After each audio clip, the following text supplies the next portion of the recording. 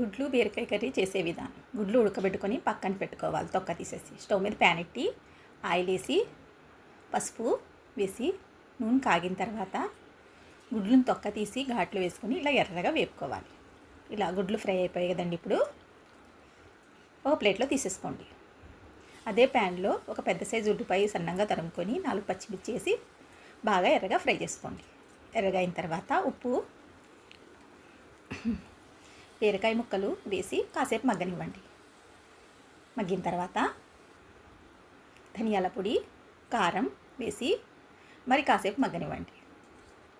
ఇలా మగ్గిపోయింది కదండి. బాగా మగ్గిన తర్వాత అర గ్లాసు నీళ్ళు వేసి ఉడకబెట్టండి. ఉడికిన తర్వాత ఈ ఫ్రై చేసిన గుడ్లు వేసేయండి. ఎంతో కమ్మగా, ఎంతో టేస్టీగా గుడ్లు బీరకాయ కర్రీ రెడీ. చివరిలో కొత్తిమీర చల్లుకోండి. వీడియో నచ్చితే లైక్ కొట్టండి ఫ్రెండ్స్. మీరు కూడా ట్రై చేయొచ్చు.